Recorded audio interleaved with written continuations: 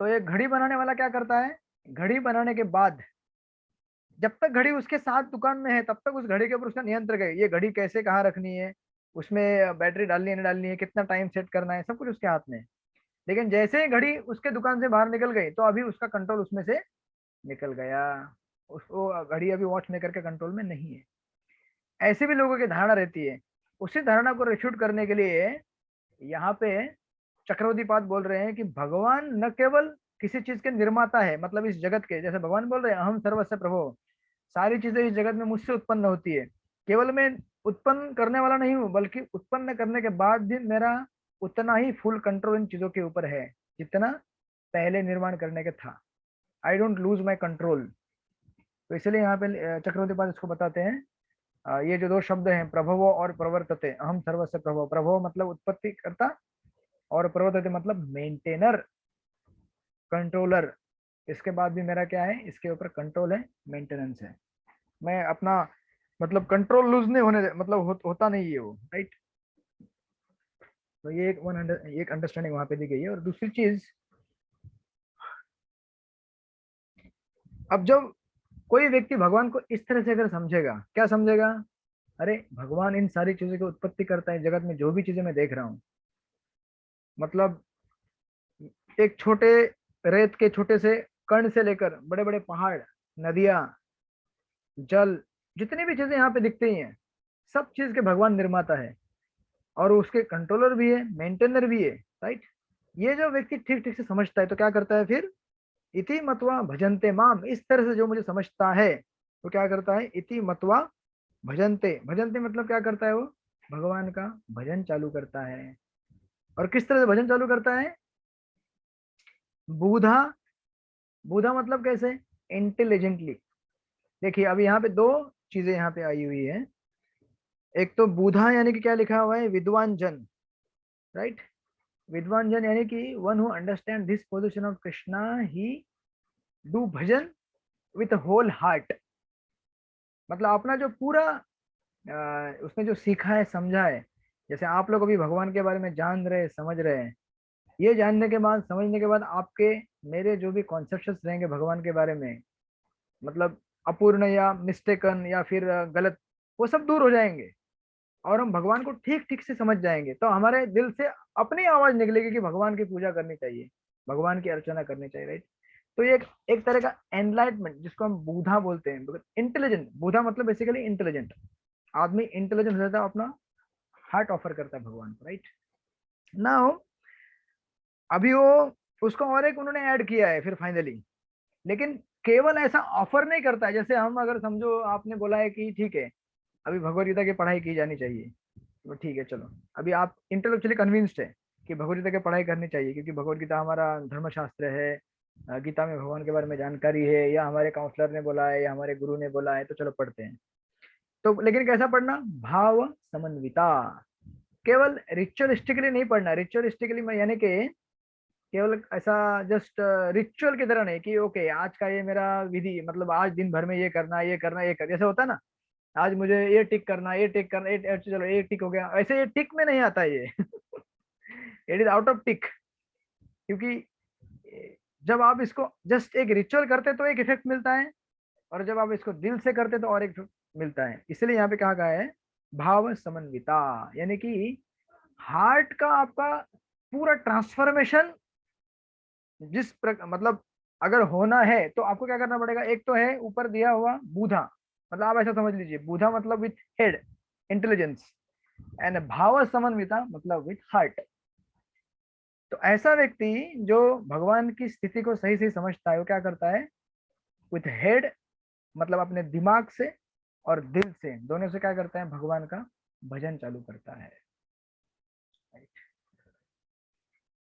ये रिजल्ट होता है भगवान को ठीक ठीक से जानने का। और प्रभुपाद तात्पर्य में बहुत सारी जैसे देखिए लंबी लिस्ट दे रहे हैं श्लोकों की, अथर्ववेद से लेकर नारायण उपनिषद, फिर महाउपनिषद, मोक्ष धर्म, ऐसे अलग अलग शास्त्रों में से कोटेशन दे रहे हैं कि भगवान किस तरह से, भगवान श्री कृष्ण या भगवान विष्णु जो कि भगवान के ही विस्तारित रूप है, वो किस तरह से सारी चीजों की उत्पत्ति करता है और नियंत्रक है, कंट्रोलर है, मेंटेनर है, उसका पूरा कोटेशन दिया है। जीव गोस्वामी, ये सब प्रभुपाद ने बेसिकली अपने कृष्ण संदर्भ में से लिया हुआ है। जीव गोस्वामी बोलते हैं अपने कृष्ण संदर्भ में जब ये सब देते हैं, जैसे समथिंग लाइक सी, जैसे अगर समझो किसी कंट्री को दूसरे किसी कंट्री के ऊपर अटैक करना है, एक देश को दूसरे देश के ऊपर अगर आक्रमण करना है, तो क्या करता है, उसको डराने के लिए, उसको अपनी शक्ति का प्रदर्शन करने के लिए क्या करते हैं, अपना सोल्जर रहते हैं ना, उनके सैनिक, उसका मार्च पासिंग कराते हैं, राइट? देखा है आपने?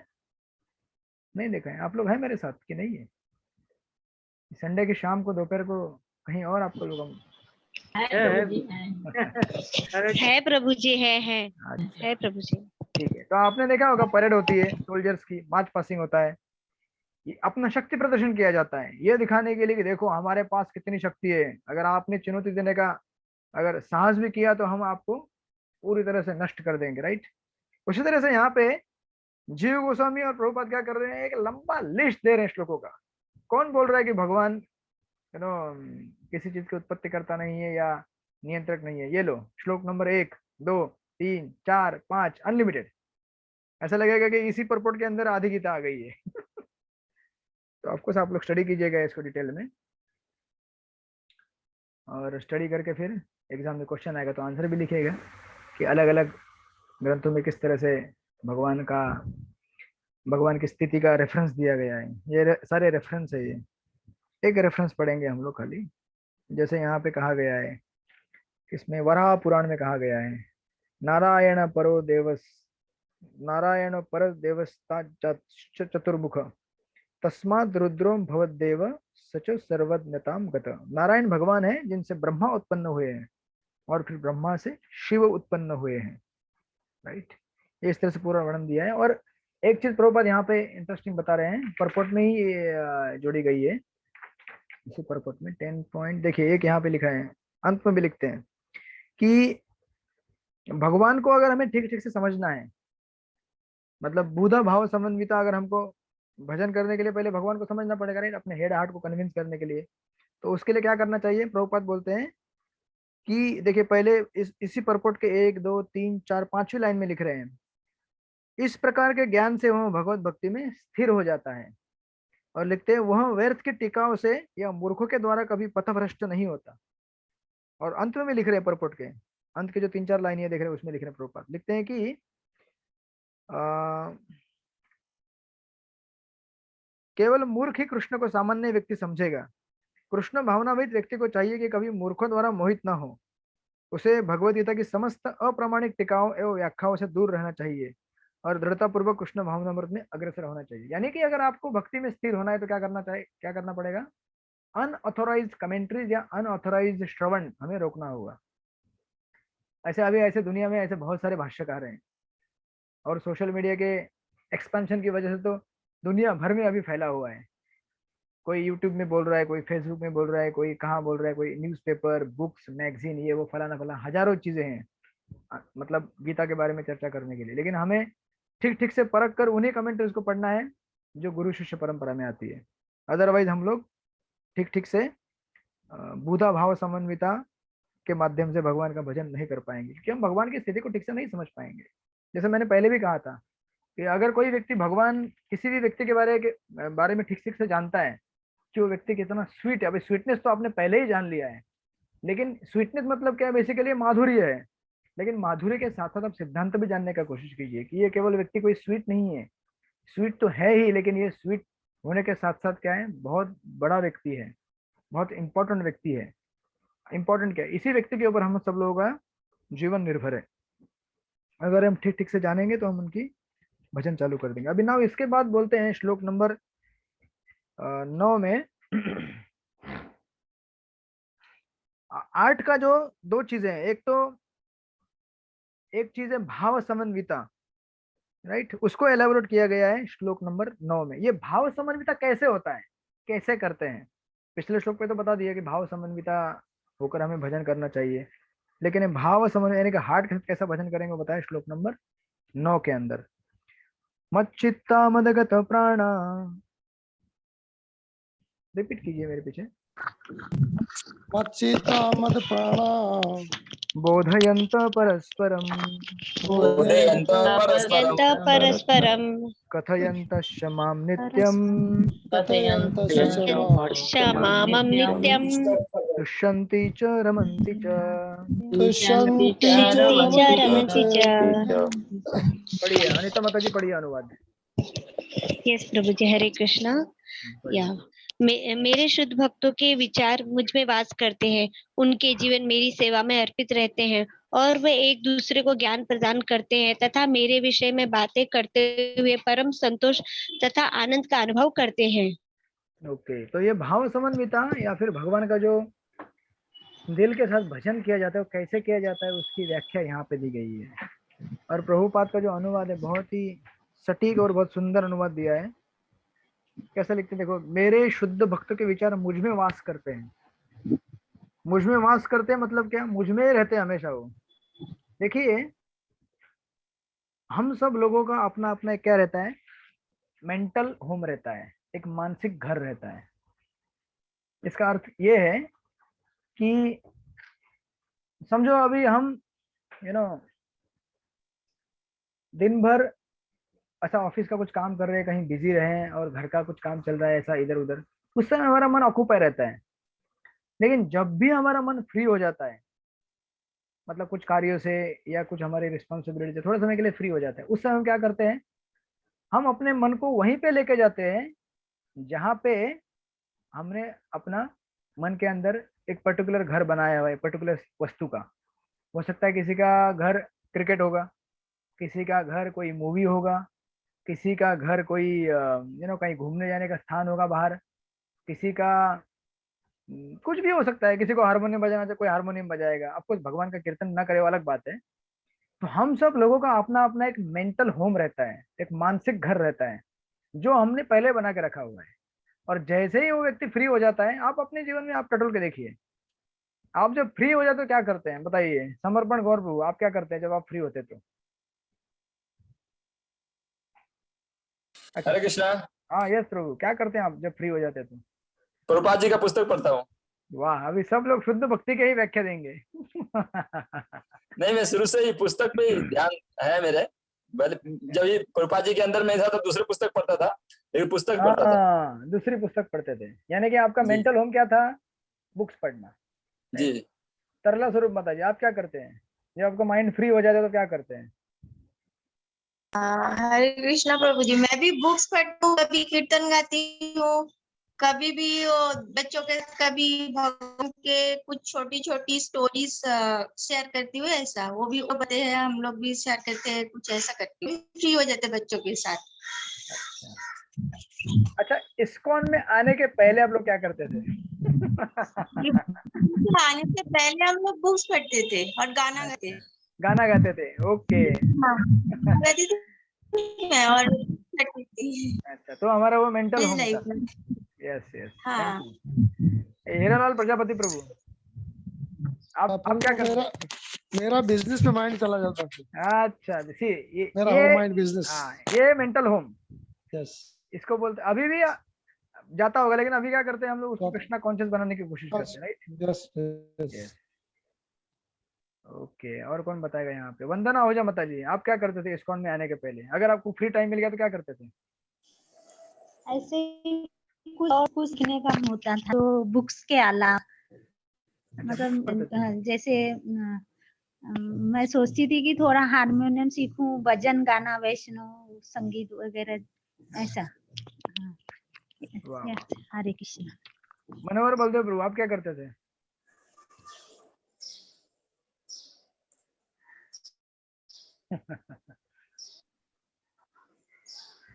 अच्छा, आवाज आपकी आ नहीं रही है हमारे पास, संपर्क टूट गया है।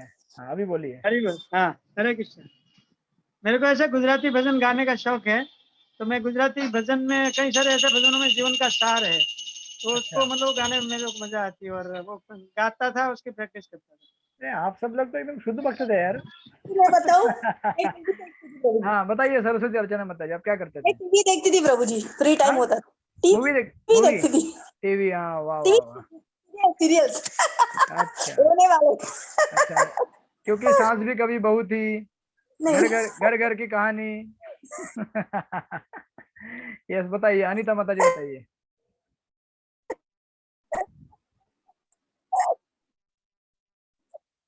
बताइए अनीता माता जी। प्रभु जी बहुत पसंद है, तो मैं सस्पेंस।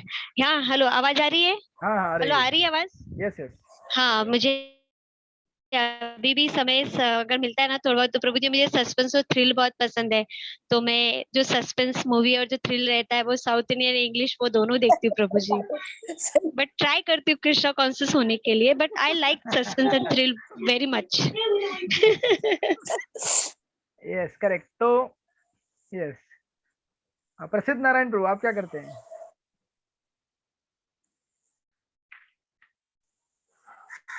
अच्छा कृष्ण प्रभु जी, जब हाँ भी आप सही कह रहे हैं और थोड़ा सही बोलना ठीक रहेगा। जब भी फ्री होते हैं, मान लीजिए कहीं बाकी भौतिक कार्य कुछ भी कार्य होता है, तो उस समय इन्वेस्टमेंट के बारे में हम क्या बात सर्च है। करते हैं क्या कहाँ इन्वेस्ट कर सकते हैं वो। इन्वेस्टमेंट, देखिए मैं जब फ्री होता हूँ तो क्या करता हूँ मालूम है क्या? हमारा स्कूल के फ्रेंड्स का एक व्हाट्सएप ग्रुप है। उसमें एक भी डिवोटी नहीं है, तो उन लोग के अपने अपने मैसेज आते रहते हैं। मतलब कोई जोक रहेगा या कोई बाहर की न्यूज रहेगी, तो या पता है गांव में ये हो गया अभी, तो मैं उसको बैठ के देखता हूँ अभी क्या हो रहा है, क्या हो रहा है। सी बिकॉज हमारे जो हमने पूर्व काल में जो भी चीजें की है वो हमारे मेंटल होम्स रह चुके हैं, और ऐसा समय अभी तक नहीं आया है कि हम लोग अपने होम चेंज कर चुके हैं। हम उस प्रोसेस में है कि हम अपना होम चेंज कर रहे हैं ग्रेजुअली ग्रेजुअली, जो हमारा मेंटल होम है। या फिर कभी कभी मैं कोई स्पोर्ट भी देख लेता हूँ, या कोई देशभक्ति वाली मूवी देख लेता हूँ जहाँ पे कुछ देशभक्ति के बारे में कुछ बताया जा रहा है। तो फिर मुझे याद आता है ओके अभी ज्यादा देख लिया आज, एक दो घंटा हो गया, बहुत हो गया। तो फिर वापस मालूम पड़ता है कि हमारा मेंटल होम क्या करना चाहिए, हमें चेंज करना चाहिए, ये हमारा मेंटल होम नहीं होना चाहिए। तो ठीक है, कुछ समय एंटरटेनमेंट के लिए हमने कुछ देख लिया, कर लिया, लेकिन ग्रेजुअली जैसे श्लोक बता रहे हैं, जैसे प्रभुपाद बता रहे हैं यहाँ पे कि मेरे शुद्ध, या फिर देखिए कई बार हम लोग की टेंडेंसी होती है, हम लोग क्या करते हैं ना, जैसे कुछ हमारा जपा हो जाता है या क्लास हम मतलब क्लास खत्म हो जाता है, तुरंत प्रजल्प करना चालू कर देते हैं। अरे पता है वो पढ़ चुके, उधर ये हुआ, अरे उसको ये होना है, यहाँ पे ये हुआ था, अभी हम ये करेंगे। मतलब बेसिकली जो बद्ध जीव रहता है उसका मोस्टली जो मेंटल होम है वो किसमें रहता है? आहार, निद्रा, भय, मैथुन। अब आहार कैसा है? आहार मन के लिए भी होता है, आहार शरीर के लिए होता है। शरीर के बद्ध जीव के शरीर के लिए आहार है इस जगत की जो भी चीजें जड़ वस्तुएं हैं, और मन के लिए क्या है? प्रजल्पा, या कुछ सिनेमा देखना या कुछ मूवी देखना या इधर उधर जो भी फलाना फलाना। तो ऑफकोर्स मैं किसी को बोल नहीं रहा हूँ कि आप देखिए मत या कुछ ये मत कीजिए, with in the purview and boundary of जो अपने धर्म के अंदर बाउंड्री के लिमिट के अंदर जितना परमिसेबल है उतना तो डेफिनेटली थोड़ा एंटरटेनमेंट कर सकते हैं। बट देन स्टिल ये श्लोक हमें ग्रेजुअली बताता है कि हमारे सबके क्या होते हैं? मेंटल होम्स होते हैं, मानसिक घर होते हैं। उस घर को हमें धीरे धीरे क्या करना है? चेंज करना है। इसलिए देखिए जो कृष्ण भक्त रहते हैं, जो शुद्ध भक्ति के स्तर पे हैं आज, या उस की तरफ अग्रसर हो रहे हैं, वो लोग क्या करते हैं कि समझो कुछ प्रैक्टिकल नीड्स के लिए दिन भर में अगर भक्त कहीं कुछ जॉब के बारे में सोच रहा है या मार्केट में है या कुछ बाकी चीजें कर रहा है, लेकिन जैसे ही उसका समय मिलता है, मतलब फ्री हो जाता है उसमें से, तुरंत वो क्या करता है? भगवान में अपना चित्त लेके आता है, या फिर अपने घर में कुछ ड्यूटीज रहेंगे उनके बारे में सोचता है, या फिर भक्ति शास्त्री क्लास के बारे में सोचता है। ऐसा तो कई बार बहुत ही कम बार होगा कि आप ये भक्ति शास्त्री का क्लास पूरा होने के बाद ये जो क्वेश्चन मैं देते आ रहा हूँ वो आप वापस चेक करके देखेंगे, चलो देखते हैं क्या एक्सटेसी आ रहा है इस क्वेश्चन देख के। 90 क्वेश्चन पहले अध्याय के वापस सॉल्व करूंगा मैं। ये बहुत ही कम बार एक्सटेसी आएगा, और जितने बार का मतलब उन प्रश्नों को देख के अगर एक्सटेसी आएगा आपको, तो आप समझ लीजिए कि हमारा मेंटल होम धीरे धीरे क्या हो रहा है? भगवत धाम की ओर बढ़ रहा है। या फिर हमारा जो मेंटल होम जो है या हमारा मानसिक जो घर है वो कहाँ पे है? भौतिक जगत में है। इसलिए प्रभुपाद का जो अनुवाद है बहुत ही सटीक है। यहाँ पे लिख रहे हैं कि मेरे शुद्ध भक्तों के विचार मुझ में वास करते हैं, उनके जीवन मेरी सेवा में अर्पित रहते हैं। अब विचार अगर भगवान की विचार भगवान में रहते हैं तो फिर बाकी भी भगवान से संबंधित चीजें अपने आप आना चालू होती हैं। जैसे क्या करते हैं? वो जीवन मेरी सेवा में अर्पित कर देते हैं, राइट। और फिर वो एक दूसरे को भगवान के बारे में बताते हैं। तो ये हम सब लोगों की क्या है? बेसिकली परीक्षा है कि हम लोग कितना भक्ति में आगे बढ़ रहे हैं। अगर आपको कभी टेस्ट करना होगा तो यही बात से टेस्ट कीजिए। मैं ऑफिशियल क्लास के बारे में बात नहीं कर रहा हूँ। ऑफिशियल क्लास तो हम लोग को अच्छा लगता है सुनने के लिए, कुछ कथा हो रही है, कहीं कीर्तन हो रहा है, लेकिन कथा कीर्तन होने के बाद हम क्या करते हैं? हाँ, थोड़ा फ्रेश हो जाऊंगा, अभी बहुत हो गया, बहुत हेवी हो गया, प्रभु जी ने इतना हेवी लेक्चर ले लिया 1-1.5 घंटा, चलो अभी थोड़ा सा न्यूज देखते हैं क्या हो गया। थोड़ा सा कुछ क्रिकेट में इंग्लैंड और इंडिया का मैच चालू था, क्या हो गया हाईलाइट देखता हूँ थोड़ा सा। तो ऑफकोर्स मैं यहाँ पे किसी को ऐसा नहीं कि हम लोग इंडिया जीत गया। इंडिया जीत गया। इंडिया फाइनल में भी चला गया, राइट, मैं भी अपडेटेड हूँ। तो ऑफकोर्स हमें मतलब इतना भी फिर ये नहीं सोचना चाहिए कि अरे क्या हो रहा है क्या हो रहा है अभी मैं, तो रिलैक्स, दैट्स ऑल राइट। हम लोग प्रोसेस में है। थोड़ा बहुत आपने अगर कुछ इस दुनिया के बारे में जान भी लिया, समझ लिया, तो कुछ प्रॉब्लम नहीं है। बट देन ये सब बुक्स को पढ़ के ग्रेजुअली हम अपने आप को रियलाइज करना चाहिए कि हमें एक बैलेंस रखना चाहिए। ठीक है, इतना परसेंट दिन में समझो आधा 1 घंटा देख लिया, आधा 20 मिनट 25 मिनट हो गया अपना काम पूरा। And let's try to do some more chanting, Hare Krishna Krishna Krishna Hare Hare, Hare Ram Ram Ram Hare Hare. या फिर भागवत पढ़ लूँ, या अभी तो डिजिटल मीडिया की वजह से कितना आसान हो गया है। चलो एक काम करते हैं, पूरा इस्कॉन वर्ल्ड का टूर कर देते हैं। चलो इस्कॉन मायापुर दर्शन कर लेते हैं, इस्कॉन वृंदावन वहां पे कौन सी क्लास चल रही है, अभी दर्शन क्या है आज राधा श्याम सुंदर का, मायापुर में राधा माधव का दर्शन क्या है, राधा पार्थसारथी का दिल्ली में क्या दर्शन है, या कई सुंदर सुंदर लेक्चर प्रवचन जो अपलोड किए जाते हैं, यूट्यूब पे किए जाते हैं, फेसबुक पे किए जाते हैं, आप लोग सुन सकते हैं उनको। अभी एक जगह में बैठ के डिजिटल मीडिया की वजह से थ्रू आउट द वर्ल्ड आप पूरे इस्कॉन मंदिरों की परिक्रमा करके आ सकते हैं, राइट। तो ऐसा भी एक एंटरटेनमेंट हॉबी आप बना सकते हैं, होना चाहिए कभी कभी। या फिर कुछ क्लासेस चलते रहते हैं ऑनलाइन, आप उनको अटेंड कर सकते हैं। तो इस तरह से ये इस श्लोक में यहाँ पे बता रहे हैं भगवान की मेरे भक्त क्या करते हैं, मेरे मतलब भगवान के भक्त अपने विचार मुझ में वास करते हैं। तो बेसिकली इस श्लोक में बताया गया है कि ये भाव समन्विता करने का प्रोसेस क्या है। तो ये प्रोसेस सबसे पहले अपने थॉट्स भगवान के अंदर हमें लाने चाहिए। और इसका फायदा क्या है, ये सब थॉट्स हम अगर भगवान में लाएंगे तो क्या होगा, ये देखिए ये बहुत ही नेचुरल और एकदम स्पॉन्टेनियस है, उस तरह से जिस तरह से जैसे मछली पानी के बगैर नहीं रह सकती, राइट। जैसे पानी के बाहर जाती हो तो वो तड़पती है कि पानी में कब जाऊंगी मैं वापस। उसी तरह से भगवान का जो भक्त है, जो प्यूरिफाई हो चुका है, वो भी भगवान के बिना नहीं रह सकता, फिर भगवान के बिना बात किए नहीं रह सकता, भगवान के बारे में बिना सोचे नहीं रह सकता, भगवान की सेवा किए नहीं रह सकता। जैसे भागवत में श्लोक है 2य स्कंद में, धौतात्मा पुरुष कृष्ण पाद मूलम न मुंचति मुक्त सर्व परिक्लेश पांथा सो शरणम यथा। जैसे कोई ट्रैवलर है जो बड़े लंबे समय के बाद घर में वापस आता है, तो कितना रिलीफ, कितना शेल्टर, कितना सिक्योरिटी महसूस करता है। जितने भी कठिनाई से हुई थी सफर में, व्यापार करने के लिए जब बाहर गया था, मतलब कभी टाइम पे भोजन नहीं मिला, कहीं ठीक से सोने को नहीं मिला, या कुछ सुरक्षा की चिंता थी, सारी चिंताएं दूर हो जाते घर आने के बाद। इसलिए क्या परिक्लेश मुक्त स्वरूप परिक्लेश। इसलिए अपने घर में देखिए, हम सब लोग भी कभी कई बार ट्रैवल करते हैं बाहर, समझो 10 दिन 15 दिन, हम सोचते हैं कब घर जाऊंगा, फिर शांति से वो सब चीजें वहां पे क्या सेट रहती है ना, अपना बेड एक जगह पे रहता है, टॉयलेट बाथरूम एक जगह पे रहता है, यहाँ पे मेरी कलम है, यहाँ पे मेरा पे मतलब बुक का टेबल है, यहाँ मतलब it's a comfortable situation, right. तो उस कंफर्ट में हम आने के लिए आतुर हो जाते, कब जाऊंगा घर वापस। वैसे ही कृष्ण का भक्त जब भगवान से दूर इस जगत में जब कुछ कार्य करने के लिए जाता है, तो वो भी मतलब आतुर होता रहता है कि कब मैं घर जाऊंगा वापस, मेरे ड्यूटीज मेरे लिए इंतजार कर रहे होंगे, मेरे ऑल्टर में भगवान बैठे हैं, जगन्नाथ जी बैठे हैं, गौरता बैठे हैं, कब उनको भोग लगाऊंगा, उनको ठीक से पूजा करूंगा, अर्चना करूंगा। तो इस तरह से वो सिक्योरिटी में आने के लिए क्या रहता है, आतुर रहता है। और इस श्लोक में और एक चीज है, देखिए इंटरेस्टिंग, 3 जो चीजें बताई गई हैं, चित्त मच्चित्ता, चित्त मतलब basically it relates to mind, चित्त मतलब हमारे मन के लिए इंडिकेशन देता है।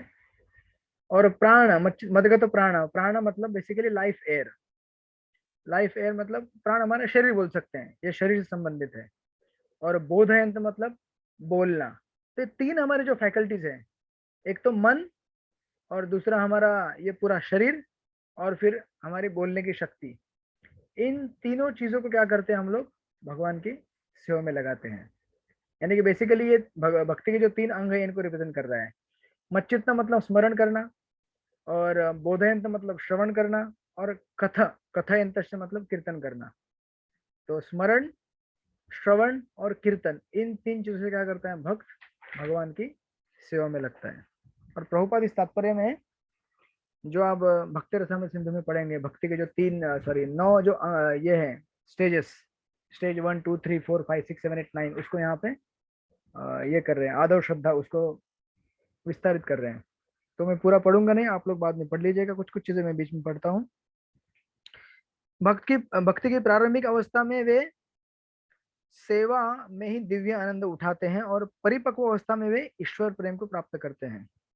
तो शुरुआत होती है बीज बोने से, ब्रह्मांड भ्रमित गुण भाग्यवान है जीव गुरु कृष्ण प्रसाद पाए भक्ति लता बीज। तो बीज हमारे हृदय में बोया जाता है। और प्रभुपाद इसको ये बीच में ये भी लिख रहे हैं कि बीज क्या होता है, लिख रहे हैं कि यदि इसे जीव के हृदय में बो दिया जाए और जीव हरे कृष्ण मंत्र का श्रवण तथा कीर्तन करता रहे तो बीज अंकुरित होता है। यानी कि बीज हम सब लोग को गुरु महाराज देते हैं, लेकिन जब तक हम लोग ठीक से अपराध रहित महामंत्र का जप नहीं करेंगे, भक्तों की सेवा नहीं करेंगे, तब तक वो बीज भक्ति का अंकुरित नहीं होगा।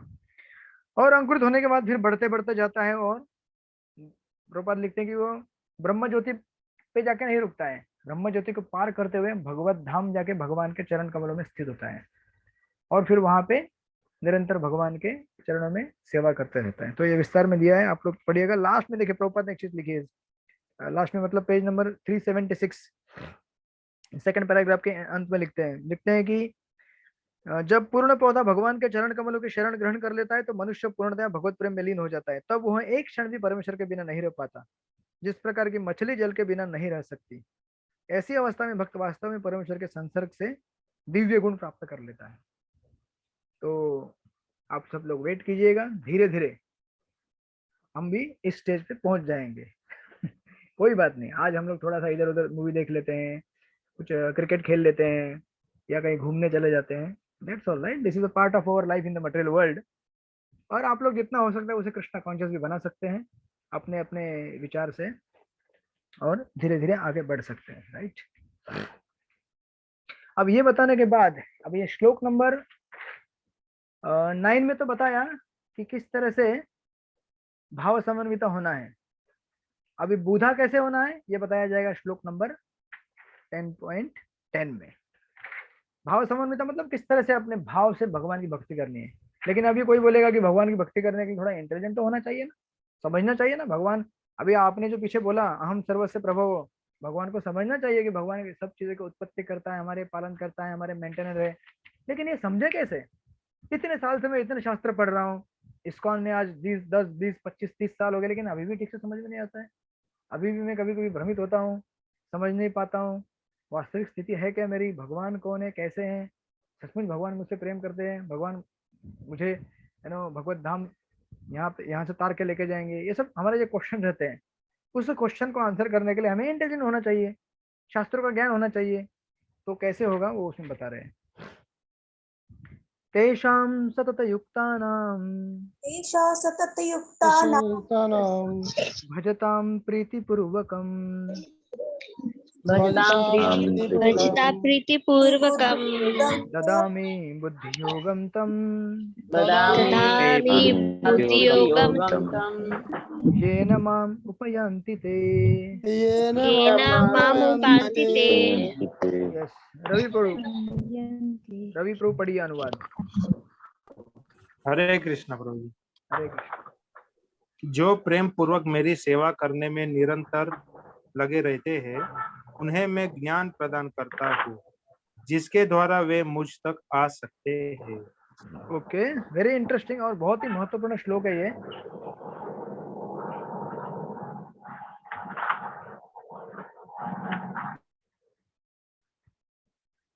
भगवान बोल रहे हैं कि आपको बूढ़ा होना है, आपको इंटेलिजेंट होना है, तो इसके लिए क्या करना पड़ेगा?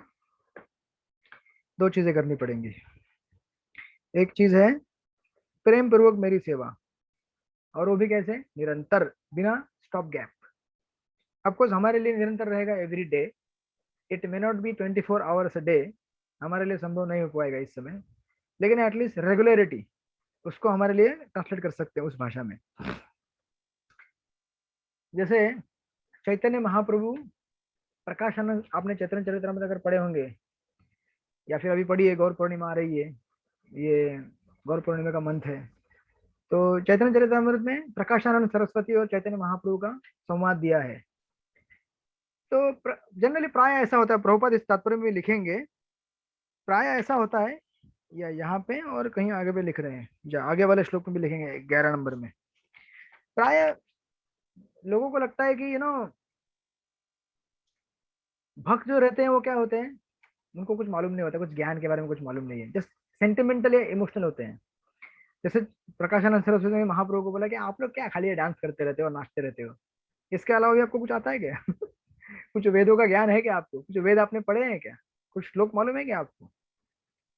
तो महाप्रभु बोले कि क्या करूं, मेरे गुरु ने जब मुझे दीक्षा दी तो उस समय उन्होंने बताया कि आप मूर्ख हो, आप वेद नहीं पढ़ सकते, आप क्या कीजिए, खाली हरे कृष्णा कृष्णा कृष्णा हरे हरे, हरे राम राम राम हरे हरे, आप केवल नाम जप करो। और फिर महाप्रभु बोलते हैं कि लेकिन ये मंत्र ऐसा है कि मंत्र का जप करते करते मैं क्या हो गया हूँ, पागल हो गया हूँ। जपिते होइला पागल, गुरु मर मूर्ख देखे करीला शासन। जो गुरु ने मुझे मूर्ख देखे शासन किया, दंड दिया कि तुम वेद पढ़ने के अधिकारी नहीं हो, खाली मंत्र जपते रहो। लेकिन वही महाप्रभु उसी संवाद में आप देखेंगे, प्रकाशानंद सरस्वती जब व्याख्या करते हैं ब्रह्म के बारे में, ब्रह्मन के बारे में, महाप्रभु उनको उत्तर देते हुए विस्तार में इतना सुंदर सटीक जवाब देते हैं कि भगवान की व्याख्या क्या है, ब्रह्म की व्याख्या क्या है, जीव की व्याख्या क्या है। सब विस्मित हो जाते हैं और सब लोग बोलते हैं कि अरे बाप रे, तो नारायण स्वयं आ गए यहाँ पे, और सारे के सारे महाप्रभु के शिष्य बन जाते हैं। तो मेरा बताने का तात्पर्य ये था कि जैसे कहाँ गया ये बुद्धि योग, जैसे श्लोक में बताया है कि वो ज्ञान मैं तुम्हें प्रदान करता हूँ। ऑफकोर्स कैसे प्रदान करता हूँ आगे दिया जाए, मतलब किस तरह देते हैं वो आगे दिया जाएगा, लेकिन कैसे यहाँ पे दिया गया है इस श्लोक में, उसके लिए 2 क्वालिफिकेशन, निरंतर सेवा करते रहना। और यही आइटम आप देखेंगे गीता के 2य अध्याय में बताया गया था। आपको याद है 2.39 बुद्धि योग शब्द का इस्तेमाल किया गया था। उस समय आप लोग बोले थे बुद्धि योग क्या है यार, बुद्धि योग, कर्मयोग, और क्या था, बुद्धि योग, कर्मयोग, सांख्य योग, ज्ञान योग, क्या है? तो मैंने उस समय आप लोगों को बताया था कि सारी चीजें आपके लिए एक ही है उस समय। बुद्धि योग भी भक्ति योग है, भक्ति योग भी कर्मयोग है, कर्मयोग भी ऑफकोर्स ज्ञान योग थोड़ा छोड़ के, लेकिन स्पेसिफिकली जो 3 टर्म है, ज्ञान योग, सॉरी कर्मयोग, बुद्धि योग और भक्ति योग। अब आप ठीक से समझ तो गए कि भक्ति योग क्या है और कर्मयोग क्या है, राइट? कर्मयोग मतलब जो हम इस जगत में किसी कर्म से आसक्त रहते हैं, लेकिन भगवान के लिए करते हैं, लेकिन उस कर्म से हम आसक्त रहते हैं, फल से अनासक्त रहते हैं। लेकिन बुद्धि योग क्या है? तो उस समय वहां पे बतलाया गया था कि बुद्धि योग मतलब इंटेलिजेंटली आप समझने की कोशिश करो अर्जुन, आपके आत्मस्थिति को, और उसके हिसाब से कार्य करो। अब आत्मस्थिति के हिसाब से कार्य करो, उसके लिए आपको आत्मस्थिति अपनी क्या है समझनी पड़ेगी, और कैसे कार्य करना है आगे वो भी आपको समझना पड़ेगा। तो वो समझने के लिए जो बुद्धि लगती है, वो बुद्धि को कौन देता है? भगवान बोल रहे हैं मैं उस बुद्धि को देता हूँ। आप लोगों को समझ में आ रहा है मैं जो इस बोल रहा हूँ श्लोक में? यस प्रभु, यस प्रभु, यस प्रभु। जो बुद्धि योग वहां बतलाया गया था, उस बुद्धियों का उत्तर यहाँ पे, वो जो बुद्धि लगती है तुम लोगों को भक्ति करने के लिए, ददामि बुद्धि योगम, वो बुद्धि मैं देता हूँ अगर आप निरंतर मेरी सेवा कर रहे हैं, प्रेम से कर रहे हैं। और देखिए ये श्लोक, it's a very powerful refutation for Mayavad. Generally मायावादी लोग क्या बोलते हैं? बोलते हैं कि आप अगर भक्ति करोगे ना, भक्ति करने से बुद्धि आएगी, आपको बुद्धि। पता नहीं किसके घर में रात हो गई है, वो रात के जो कीड़े का आवाज आता है ना, क्रिकेट किर आवाज आ रहा है। कहीं कोई अफ्रीका से भी ज्वाइन किया है क्या यहाँ पे? नहीं ना, नहीं, ठीक है, बाहर के कंट्री में रात हो गई, कोई बात नहीं, मैंने बंद कर दिया आवाज। तो देखिए जनरली मायावादी लोग क्या बोलते हैं कि भक्ति अभी क्या कर, वो लोग भी करते हैं ना, चैंटिंग करते हैं, डिटी वर्शिप करते हैं, भावुक होते हैं, भागवतम पढ़ते हैं, वो बोलते हैं कि आप भक्ति करो, भक्ति करने से क्या होगा ना, आपको ज्ञान आएगा, ज्ञान, बुद्धि आएगा आपको, बुद्धि। क्योंकि भगवान भी इधर यही बोल रहे हैं कि आप अगर निरंतर मेरी भक्ति करोगे ना, आपको बुद्धि मिलेगा। लेकिन प्रॉब्लम क्या होता है यहाँ पे? भगवान बोलते हैं कि आप भक्ति करोगे तो ज्ञान आएगा, यानी कि बुद्धि आएगी। और ज्ञान मतलब मायावादी समझते हैं इम्पर्सनल ज्ञान, मतलब ब्रह्मवाद में हमें मिक्स होना है। लेकिन भगवान बोलते हैं कि बुद्धि प्राप्त होने के बाद आप क्या करोगे? पढ़िए ठीक से श्लोक में क्या दिया है, कहाँ गया ये श्लोक? हाँ, ददामी बुद्धि योगम। देखिए पहले लाइन में बताया है भजताम प्रतिपुरोगम, दूसरे लाइन में बताया है ददामी बुद्धि योगम, मैं तुमको बुद्धि देता हूँ, और उस बुद्धि से क्या होगा? तेन तम ये न माम उपयंति थे, माम आप मुझको प्राप्त करोगे, आप ब्रह्मन को प्राप्त नहीं करोगे। आप लोग समझ गए कि नहीं? यानी कि भगवान की भक्ति करने के बाद आपको बुद्धि मिलेगी, और बुद्धि मिलने के बाद आप क्या करोगे? ब्रह्म में स्थित नहीं हो जाओगे, ब्रह्मन में नहीं जाओगे, ब्रह्म ज्योति में नहीं जाओगे, आप मुझ में आओगे अर्जुन। यानी कि ये it's a direct clear straight refutation, Mayavad का जबरदस्त खंडन है ये। अगर यहाँ पे ठीक से देखेंगे तो आप, संडे की आफ्टरनून है, अगर आप लोग कोई थके हुए हैं तो मुझे क्षमा कीजिए, लेकिन इसी को उचित समय समझ के मैंने आज क्लास शेड्यूल किया, राइट। और अगर ब्रह्म अगर लक्ष्य होता तो भगवान बोलते, क्या बोलते भगवान? बुद्धि योगम तम ये ना ब्रह्म उपयांति थे, माम नहीं बोलते, लेकिन भगवान ने माम बोला है। इसलिए अगर कोई आर्ग्यू करेगा कल आपके साथ कि ब्रह्म ही सर्वश्रेष्ठ है, आपको मिलेंगे कभी कभी ब्रह्म कुमारी वाले मिलेंगे, या फिर दूसरे जो तथाकथित संस्थे हैं बहुत सारे मिलेंगे, तो आप उनको गीता का श्लोक बता दीजिएगा और उनको बता दीजिएगा देखिए यहाँ पे कैसे भगवान ने क्लियरली बोला है। क्योंकि मायावादी लोग बोलते हैं कि बुद्धि हमको चाहिए तो भक्ति करो, भक्ति भजन भजन करो, बुद्धि आएगी तो हम क्या होगा? फिर खुद भगवान बन जाएंगे। लेकिन ऐसा नहीं है, आप भगवान नहीं बनेंगे, आप भगवान को प्राप्त होंगे, भगवान की सेवा करने के लिए भगवान को मिलेंगे, right. This is one understanding. And another important thing यहाँ पे तो दिया गया है कि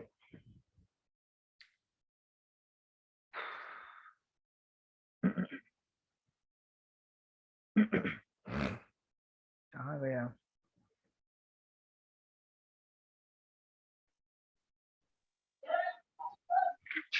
पिछले पेज नंबर 378 में देखिए, 378 इसका लास्ट पैराग्राफ इस तात्पर्य का।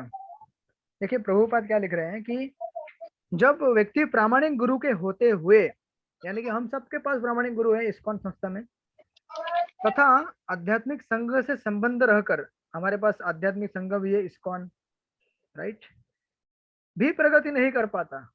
हम में से बहुत सारे लोग ऐसे ही हैं, हमारे पास गुरु शिष्य परंपरा है, हमारे पास इस्कॉन मंदिर है, हमारे पास ऑथोराइज भगवत गीता भी है, हमारे पास ऑथोराइज भक्तों का संघ भी है, लेकिन फिर भी हम लोग प्रगति नहीं कर पाते, क्योंकि वो बुद्धिमान नहीं होता।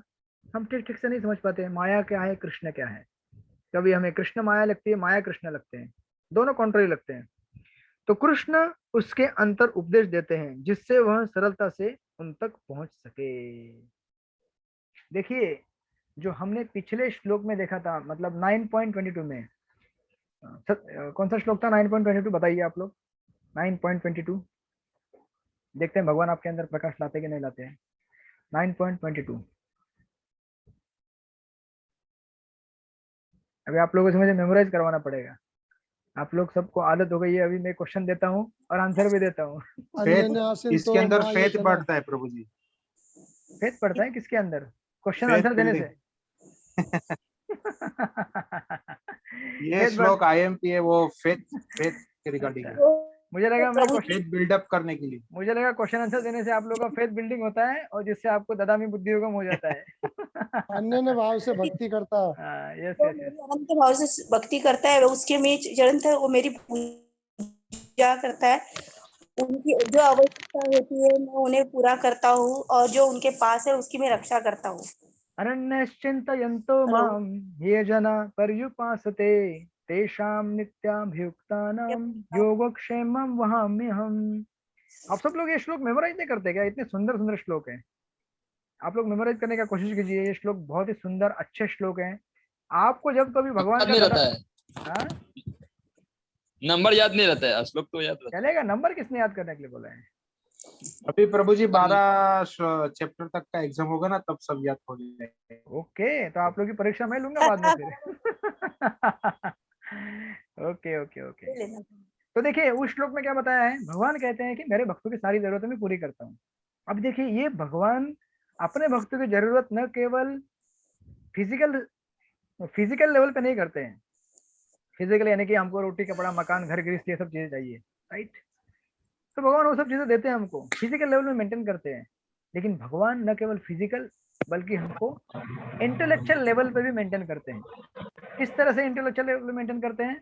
अंदर से ये बुद्धि देकर कि सही क्या है गलत क्या है और आप मेरी तरफ किस तरह से आ सकते हो। इसलिए देखिए हम सब जब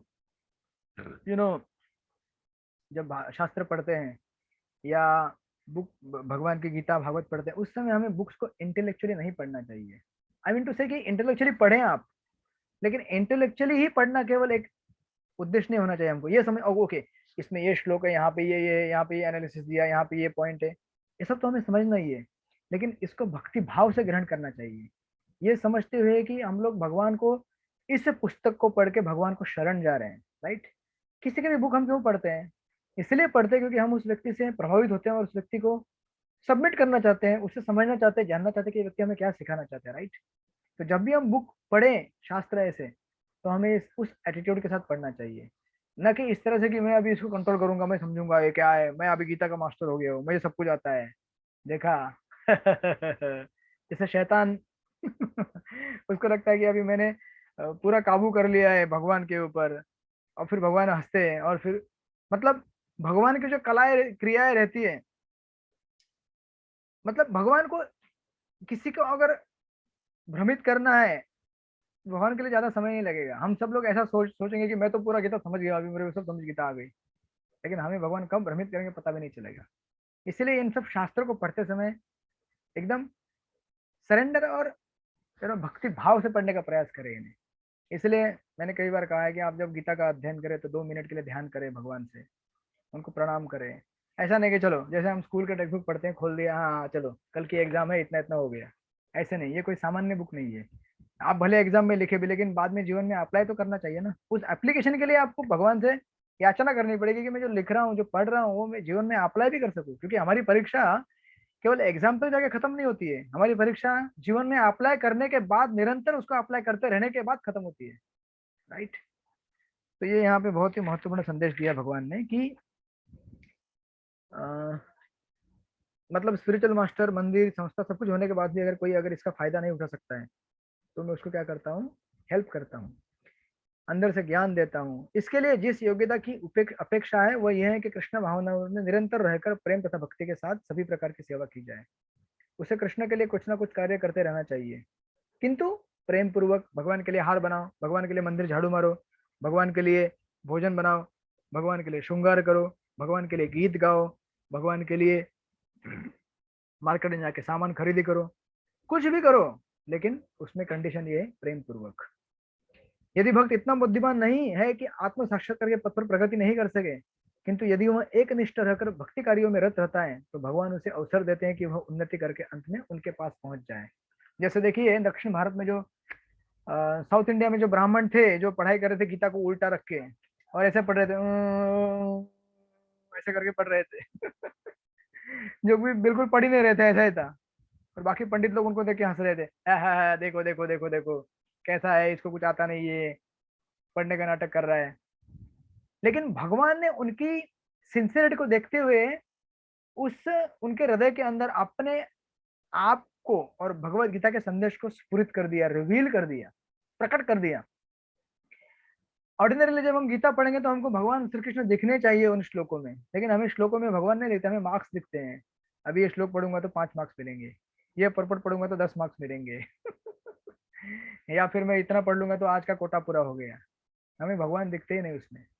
हालांकि हमको क्या दिखना चाहिए, गीता के हर पन्ने में, हर शब्द में भगवान श्री कृष्ण और अर्जुन, इनकी छवि दिखनी चाहिए। भगवान किस तरह से भगवान अपने भक्तों से प्रेम करते हैं, कि प्रेम के पाले पड़कर पूरे सरेंडर हो गए हैं अर्जुन के।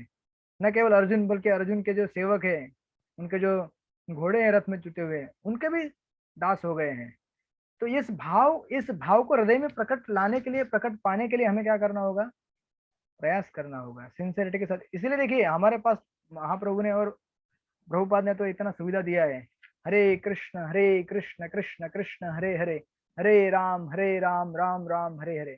अगर हमें कुछ भी समझ में नहीं आता कि किस, आप बोलेंगे भक्ति भाव से कैसे गीता पढ़नी है, कोई बात नहीं, महामंत्र जप कीजिए। इसलिए देखिए कभी भी अब शास्त्र पढ़ेंगे ना तो पहले चैंटिंग पूरा कीजिएगा, उसके बाद बुक पढ़ने का प्रयास कीजिए, देखिए फर्क पड़ता है। क्योंकि चैंटिंग आपके कॉन्शियसनेस को, चित्त को प्यूरिफाई करती है, और उस प्यूरिफाइड स्टेज में जब आप शास्त्र पढ़ते हैं तो शास्त्र से ज्यादा आपको ज्ञान मिलता है। अदरवाइज बिना महामंत्र और वैष्णव सेवा, इन दो चीजों के अगर हम शास्त्र को ज्ञान अर्जित करने की कोशिश करेंगे तो कठिनाई होगी हमको। ये दो चीजें बहुत महत्वपूर्ण है हमारे लिए, अगर भले हमको नहीं समझ में आए कि किस तरह से प्रेम पूर्वक सेवा करना है। तो ये चीज हमें बताई गई है। इसलिए देखिए गीता पढ़ना बहुत जरूरी है, खास करके इन जब श्लोकों में पढ़ते हैं तो हमें आश्वासन मिलता है, गारंटी मिलती है कि भगवान मुझे ज्ञान देंगे। तो मुझे नहीं समझ में आता है ना, फिर कोई बात नहीं, भगवान मेरे लिए वो सुविधा और अवसर प्रदान करेंगे। इसलिए शास्त्र जब पढ़ेंगे तो हमारा क्या होगा, कुछ जो डाउट रहेगा कि भगवान कैसे हेल्प करेंगे, अरे मुझे तो कुछ आता ही नहीं है, इस्कॉन में जाकर क्या करूं मैं, कोई बात नहीं, आप प्रयास करो, भगवान आपको अंदर से वो इंटेलिजेंस देंगे। वो कैसे देंगे, किस तरह देते हैं, आगे बताया गया है। तेषामेवानुकंपार्थं तेषामेवं कनुकम्पार्थम् अहमज्ञानजं तमः अहमज्ञानजं तमः नाश्यामि आत्मभावस्तो नाशयामि आत्मभावस्तु ज्ञानदीपेन भास्वता। ज्ञानदीपेन भास्वता। ओके, कुलदीप प्रभु पढ़िए। हरे कृष्णा। यस प्रभु। मैं उन पर विशेष कृपा करने के हेतु उनके हृदय में वास करते हुए ज्ञान के प्रकाशमान दीपक के द्वारा ज्ञानजन्य अंधकार को दूर करता हूँ। हरे कृष्ण। करेक्ट। तो भगवान क्या करते हैं, अंदर टॉर्च जला देते हैं। आप बोलेंगे टॉर्च अंदर क्यों जलाते हैं, टॉर्च तो बाहर जलानी चाहिए, अंधकार तो बाहर है, अंधकार अंदर थोड़ी है, राइट। तो अंधकार कहाँ है, अंदर है कि बाहर है, बताइए मुझे आप। अंधकार बाहर है कि अंदर है? अंदर है प्रभु जी, अंदर है प्रभु जी, अज्ञान के माध्यम से। मुझे तो कुछ अंधकार में दिख रहा है अंदर। ये तो बाहर, ये देखो मैं यहाँ पे ट्यूबलाइट लगाया है, आप लोगों ने घर में ट्यूबलाइट लगाया है। अज्ञानता है ना, ज्ञान की वजह से। इसलिए कहते हैं ओम अज्ञान तिमिरंधस्य ज्ञानांजन शलाकाय चक्षुरुन्मिलितं येन तस्मै श्री गुरुवे नमः। मतलब कहने का सारांश ये है कि अंधकार हमारे अंदर होता है, और वो अंधकार कैसा होता है, देखिए हमारे हृदय में से जो चीजें बाहर आती है वो माया भी देती है और कृष्ण भी देते हैं। अब हमें ये समझने में गलती होती है कभी कभी कि जो कभी कभी माया कुछ चीज बोलती है, ये करो ना, ये करो, ऐसा ऐसा करो, हमें लगता है कि कृष्ण बोल रहे हैं।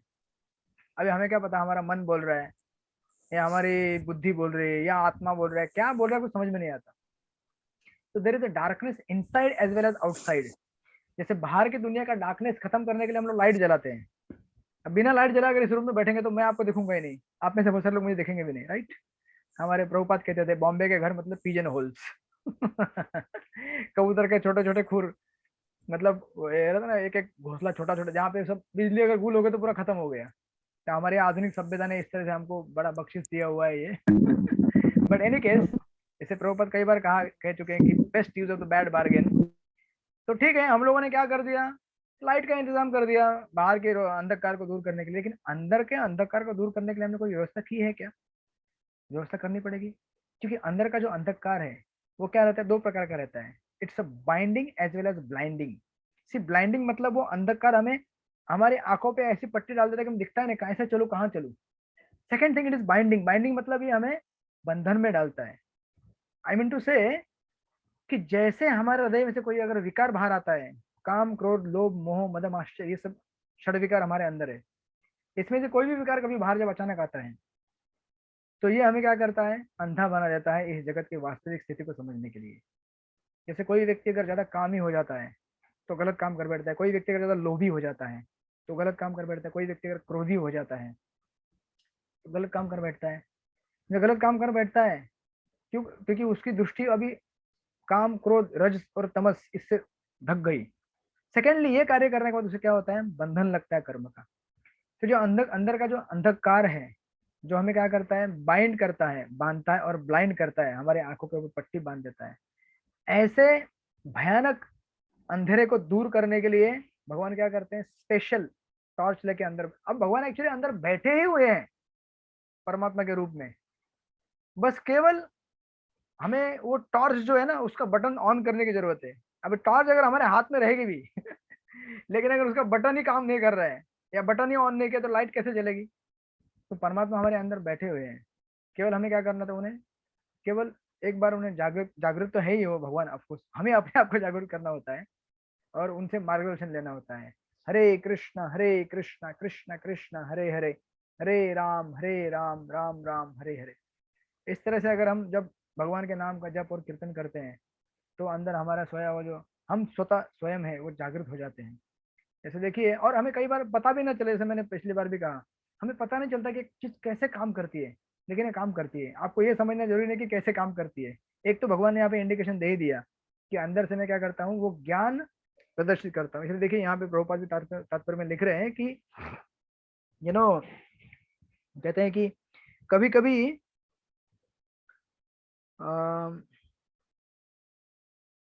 कभी कभी भक्तों की आलोचना दार्शनिक यह सोचकर करते हैं कि भक्तगण अंधकार में है और दार्शनिक दृष्टि से भी भोले भाले भावुक हैं, किंतु तथ्य नहीं है। ऐसे अनेक बड़े बड़े विद्वान पुरुष हैं जिन्होंने भक्ति का दर्शन प्रस्तुत किया है, जैसे महाप्रभु का मैंने एग्जांपल दिया पिछले श्लोक में। किंतु यदि कोई भक्त उनके इस साहित्य का या अपने गुरु का लाभ न उठाए, मतलब पिछले श्लोक में जो प्रभुपाद ने बताया था तत्पर में वही चीज को कंटिन्यू कर रहे हैं, लेकिन किंतु यदि कोई मतलब इन चीजों का लाभ न उठाए, यदि वह अपनी भक्ति में एकनिष्ठ रहे तो उसके अंतर से कृष्ण स्वयं उसकी सहायता करते हैं। देखिए इसलिए प्रभुपाद सेकंड पैराग्राफ में लिख रहे हैं कि आधुनिक दार्शनिकों का विचार है कि बिना विवेक के शुद्ध ज्ञान प्राप्त नहीं किया जा सकता। राइट, बराबर है कि नहीं? बोलते हैं कि बिना बुद्धि के तुम शुद्ध विचार कैसे प्राप्त करोगे, समझोगे कैसे ब्रह्म क्या है, भगवान क्या है? तो प्रभुपाद बोलते हैं कि उनके लिए भगवान का उत्तर है, जो लोग शुद्ध भक्ति में रत हैं, भले ही वे पर्याप्त शिक्षित न हो तथा वैदिक नियमों से पूर्णतः अवगत न हो, किंतु भगवान उनकी सहायता करते हैं। इसीलिए हमें इस्कॉन में खास करके कभी भी ये नहीं सोचना चाहिए, अरे ये भक्त झाड़ू मार रहे हैं, दिन भर झाड़ू ही मारते रहते हैं, इसको कुछ मालूम है क्या? मैं देख भक्ति शास्त्री वाला इतना बड़ा व्यक्ति, कॉलर टाइट करके, मालूम है मुझे 95 मार्क्स मिले थे मेरे को फाइनल एग्जाम में या फिर देख मुझे कितने श्लोक आते हैं, या मैंने कितने क्लासेस ये अटेंड किए, या मैं कितने क्लासेस दिए हैं, व्हाटएवर। तो हमें ऐसा जनरली फीलिंग एक बद्ध जीव के लिए आना स्वाभाविक है, लेकिन जब हम शास्त्रों को इस तरह से समझेंगे पढ़ेंगे तो हमें ये नहीं आना चाहिए। हमें ये नहीं समझना चाहिए कि कोई व्यक्ति ऐसे देखिए ना, आपके या हमारे मंदिर में ऐसे कई लोग हैं जो मतलब एकदम सिंपल डिवोटी है, किचन में कहीं कोने में अपना बैठे रहते हैं, कुछ सेवा करते हैं, उनका कभी बुक्स पढ़ना या कुछ सुनना कुछ भी नहीं है, कभी उन्होंने कुछ प्रवचन सुना नहीं है, कोई बुक पढ़ा नहीं, लेकिन उनकी जो श्रद्धा है, इतनी स्ट्रांग श्रद्धा और फेथ है कि भगवान ही मेरे सब कुछ है। मैं जैसे लास्ट ईयर इधर गया था पंढरपुर, तो वो वारकरी संप्रदाय के बहुत सारे लोग आते हैं वो वारी लेके, तो विठ्ठल रुक्मिणी मंदिर के बाहर में बैठा था, एक बूढ़ी औरत थी, मैंने उससे जस्ट पूछा, रात ऐसे क्वेरी करके पूछा कि आपको इतना क्या लगता है कि आप इतनी उम्र में भी ऐसा भगवान के लिए रात, और उसको मैंने पूछा कि आप कहाँ सोएंगे, बोली यही सोएंगे, जहाँ पे जगह मिल जाएगी वहीं सो जाऊंगी, फिर हाँ कल हम लोग चले जाएंगे। तो मैं बोला आपको इतना क्या है, मतलब ऐसे कितने जवान लोग हैं, तंदुरुस्त हैं, बुद्धि से भरपूर हैं, फिर भी वो लोग आते हैं, लेकिन आपको ऐसा क्या है? तो बोलते कि मैं पिछले 50 साल से आ रही हूँ वारी करने के लिए, मतलब बूढ़ी औरत थी। और फिर मैं पूछा कि आपको भगवान के बारे में क्या मालूम है, बताइए आप। तो मुझे लगा कि कुछ बताएगी ऐसा एकदम टेक्निकल, भगवान षड ऐश्वर्य से भरे हुए हैं, भगवान ये हैं, भगवान वो है। सिंपल एक आंसर दिया उन्होंने, बोले कि ये क्या है ना, ये माउली है, माउली। माउली मतलब समझते ना आप लोग, मराठी स्पीकर लोगों को मालूम रहेगा, माउली मतलब ये हमारी माँ है, बस। और उत्तर भी ऐसा उसने दिया, मतलब पूर्ण जो जो पिछले श्लोक में बताया भाव समन्विता, कि उसमें पूरा झलक रहा था कि इनकी श्रद्धा को कभी कोई चैलेंज नहीं कर सकता, आप कितना भी तर्क वितर्क करें उनके लिए। बोले कि मेरी माउली है, ये मेरी माँ है। ये सब ऐसे अनपढ़, आप बोलेंगे अनपढ़ गवार गांव के लोग, इनको कुछ मालूम नहीं है, कभी गीता पढ़ा नहीं, कोई शास्त्री का कोर्स नहीं किया है, कोई वेदांत नहीं पढ़ा है, इनको क्या मालूम रहेगा। लेकिन यही तो गेम चेंजर है यहाँ पे पूरा गेम पलटी करने वाला कौन है यहाँ पे पूरा गेम पलटी करने वाले हैं राधा गिरधारी जी, जो हर किसी के हृदय में जब बैठे, जो देखते हैं कि ये प्रेम से मेरी सेवा कर रहे हैं, तो उसके लिए कोई क्वालिफिकेशन, मतलब उसके लिए कोई शास्त्र अगर सुनेगा तो अच्छी बात है, ऐसा नहीं कि फिर सुनना नहीं चाहिए, लेकिन नहीं सुन पाया कुछ, उसको समझे किसी को पढ़ने नहीं आता है, लिखने नहीं आता है, या कुछ सुनने का टेंडेंसी भी नहीं है, लेकिन कोई बात नहीं। लेकिन अगर प्रेम से कोई भी सेवा करता है, एक सिंपल झाड़ू मारने की भी सेवा करता है, तो भगवान उसके हृदय में अपने आप को प्रकटित करते हैं। एक्चुअली भक्ति में आगे बढ़ने का और संसार के जितने भी विषय भोग हैं, हम लोग कितना संघर्ष करते हैं, राइट। इंटेलेक्चुअली सोचते हैं, अरे आज ये प्रॉब्लम आ गई मन में, आज ये विचार आ गया, कल किसी के ऊपर क्रोध आ गया, कोई काम भावना आ गई, किसी से ईर्ष्या हो गई, होती है कि नहीं होती है? ये हमारे डे टू डे लाइफ में प्रैक्टिकली हम रोज देखते हैं। जब हम इतने कॉम्प्लेक्स सोसाइटी में रह रहे हैं, आज सोशल मीडिया का इतना क्रेज है, इतने कंपटीशन है, तो ये साहजिक है कि हमारे अंदर से भाव प्रकट होने लगते हैं, हमारे जो विकार हैं। हम सोचते हैं कि कैसे करेंगे, चलो थोड़ा सा ना अभी भगवान को थोड़ा एकदम क्या है, मतलब हम सोचते हैं कि इंटेलेक्चुअली या कुछ ऐसा तो पॉलिश्ड वे में कुछ सेवा करके थोड़ा ये करके हम भगवान को समझ पाएंगे, ऐसा नहीं है। भगवान को अगर आप दिल से थोड़ा भी कुछ भी अगर सरेंडर होके करेंगे, आपकी मुझे बचाओ भगवान, मुझे दलदल से बाहर निकालो, तो पता नहीं भगवान कैसे किस मार्ग से आपके अंदर आके प्रकट हो जाएंगे और आपको वहां से बाहर निकाल देंगे। इसलिए ये सबसे बड़ा गेम चेंजर है।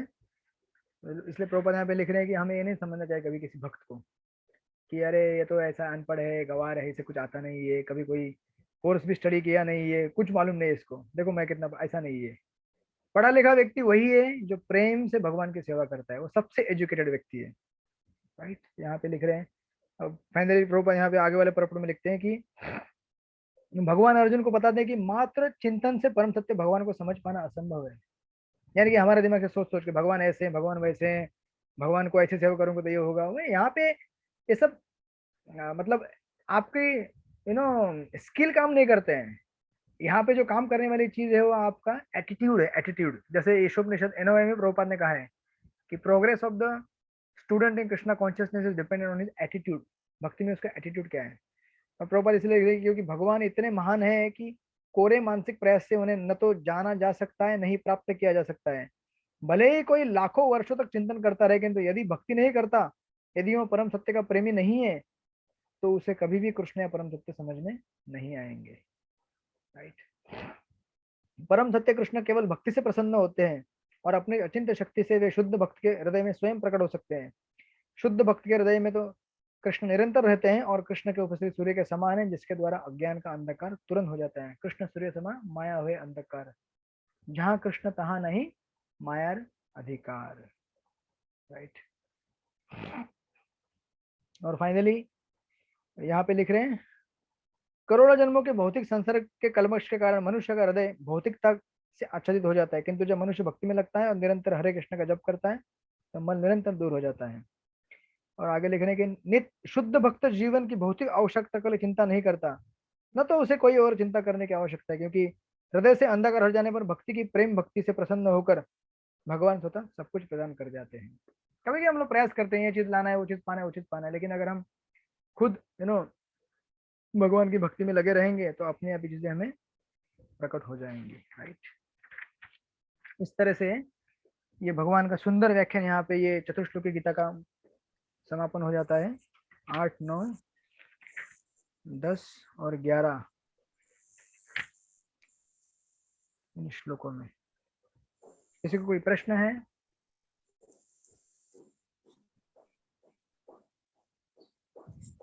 ओके, कुछ प्रश्न है, सारे प्रश्नों के उत्तर मिल गए आप लोगों को। दिया है। यस माता जी बोलिए। हरे कृष्णा प्रभु जी। हाँ बोलिए। क्वेश्चन दिया है ना, वो वीकली टेस्ट के लिए क्या पहले जो लिखते थे उसके लिए है क्या? अच्छा, आपको ये हमने प्रश्न दिए हैं ये ग्रुप में, वो प्रश्न किस लिए आप बोल रहे हैं ना? हाँ। मतलब अच्छा, आपका आवाज क्लियर नहीं आया। आवाज आ रहा है प्रभु जी? हाँ अभी आ रहा है, बोलिए। क्लियर नहीं आया? अच्छा अभी आया, बोलिए। प्रभु जी वो जो क्वेश्चन, हाँ आप वो क्वेश्चन से वीकली टेस्ट लेने वाले हैं क्या पहले जैसे आप? Okay okay okay, weekly test लेने वाले हैं क्या? ये तो शायद भगवान हृदय में स्पिरिट होके बताएंगे आपको। बताता हूँ, मैं बताता हूँ आपको, बताऊंगा मैं लेने वाला हूँ कि नहीं लेने वाला हूँ, जैसे भी, ठीक है। हरे कृष्णा प्रभु जी। यस माता जी बोलिए। हाँ प्रभु जी, चिंतन व्याख्या डिटेल बताएंगे क्या चिंतन, क्या मतलब कैसे करते हैं? चिंतन मतलब केवल अपने मानसिक तर्क वितर्क से भगवान को जानने की कोशिश करना, राइट। हम सब लोग चिंतन नहीं करते, हम लोग सब लोग क्या करते हैं, चिंतन करते हैं लेकिन शास्त्र के आधार पर चिंतन करते हैं। शास्त्र में जैसे बताया गया है कि भगवान की पीताम्बर वस्त्र ग्रहण करते हैं, भगवान मुरली लेके रहते हैं और भगवान का रंग घनश्याम है, भगवान राधा रानी के प्रेमी है। इन सब बातों को ध्यान करते चिंतन करते, उसको बोलते हैं शास्त्र सम्मत चिंतन। और केवल शुष्क चिंतन मतलब बिना शास्त्र के, तो हमें नहीं करना है, उससे हम कभी समझ नहीं पाएंगे भगवान को, राइट। ओके, तो थोड़ा आगे बढ़ते हैं, इस सेक्शन में आज पूरा करेंगे श्लोक नंबर 18 तक, और फिर आगे से 19 से विभूति भगवान के चालू हो जाएंगे। आप सब लोग मेरे साथ हैं होपफुली। हरे कृष्णा कृष्णा कृष्णा हरे हरे, हरे राम राम राम हरे हरे। आप सब लोग मेरे साथ है कि नहीं है, कि चले गए सब लोग? यस। ओके ओके, ठीक है, थैंक यू सो मच। तो प्रभु जी हरे कृष्णा, हरि बोल हरि बोल हरि बोल। Yes yes yes. तो इस तरह से भगवान क्या कर रहे हैं, हमारे हृदय के अंदर प्रकाश ला रहे हैं, और प्रकाश लाके क्या कर रहे हैं, हमारे हृदय से गलत चीजों को दूर कर रहे हैं, सही क्या है गलत क्या है वो सबको बता रहे हैं। क्योंकि याद रखिए, गलत चीज जो है वो कभी भी हमारे हृदय से बाहर निकल सकती है। तो गलत को गलत समझने के लिए भगवान की सहायता हमको लगेगी, हमें लगेगा कि ये चीज सही है, लेकिन उसको समझने के लिए भगवान की शक्ति लगेगी, राइट। एंड देन नाउ 12-13 श्लोक। अभी देखिए, इसके बाद अभी अर्जुन कंफर्म करेंगे जो उन्होंने बताया है, समझा है। तो अभी एक साथ मैं श्लोक पढ़ लूंगा, अभी रिपीट मत कीजिए क्योंकि टाइम बहुत कम है। अर्जुन उवाच परम ब्रह्म परम धामम पवित्रम परमं भवान पुरुषं शाश्वतं दिव्यम आदिदेवम अजम विभुम आहुस्ताम ऋषयं सर्वे देवर्षिर्नारदस्तथा असितो देवलो व्यास स्वयं चैव ब्रवीषि में। पढ़िए सरस्वती अर्चना माता जी, पढ़िए अनुवाद फटाफट। अर्जुन ने कहा, आप परम भगवान, परम धाम, परम पवित्र, परम सत्य है। आप नित्य दिव्य आदि पुरुष, अजन्मा तथा महानतम है। नारद, असित, देवल तथा व्यास जैसे ऋषि आपके इस सत्य की पुष्टि करते हैं, और सब आप स्वयं भी मुझसे प्रकट कर रहे हैं। ओके, तो अर्जुन ने क्या कर दिया, अपना फाइनल कंक्लूजन दे दिया गीता का कि आप भगवान क्या है, पर ब्रह्म है। अर्जुन ने ये नहीं बोला मैं ब्रह्मा और आप भी ब्रह्म, तो हम दोनों एक मिलके ब्रह्म राइट। उन्होंने कहा पर ब्रह्म। देखिए, जैसे प्राइम मिनिस्टर ऑफ इंडिया वो बोल सकता है कि I am prime minister of India, मैं भारत का क्या हूँ, प्रधानमंत्री हूँ। लेकिन भारत का कोई भी नागरिक ये नहीं बोल सकता कि यू नो मैं भारत देश का नागरिक हूँ इसलिए मैं भी क्या हूँ, प्राइम मिनिस्टर हूँ। कोई बोल सकता है क्या? आप लोगों को समझ में आया? जोक समझ में नहीं आया?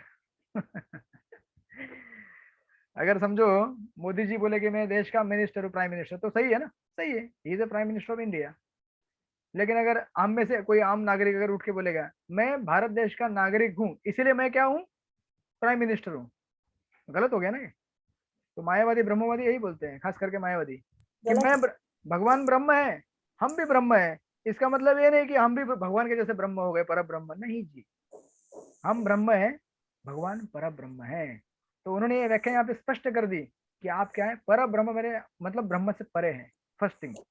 सेकंड थिंग, अर्जुन भगवान बोलते हैं कि मतलब प्रभुपाद कह रहे हैं कि ऐसा नहीं कि परम सखा होने के कारण अर्जुन कृष्ण की चाटुकारी करते हुए उन्हें परम सत्य भगवान कह रहे हैं। अरे ये तो मेरे गिरधारी, राधा गिरधारी के टेम्पल के फ्रेंड है, इसलिए थोड़ा उनको मिर्च मसाला लगा के पॉलिश करके थोड़ा आगे बढ़ा के आसन पे बिठा दिया क्लास देने के लिए। नहीं, ऐसा नहीं है, उनमें योग्यता है।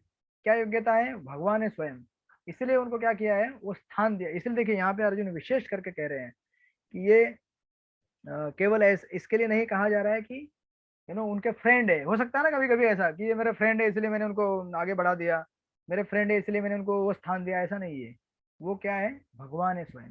इसलिए देखिए अर्जुन किसको किसको कोट कर रहे हैं, वो बोले केवल ये मेरा एक्सपीरियंस नहीं है, मेरे पहले भी कुछ लोग जो है उनका क्या है, महाभारत उस तरफ है वो रूम में, बॉक्सेस उसमें निकालो।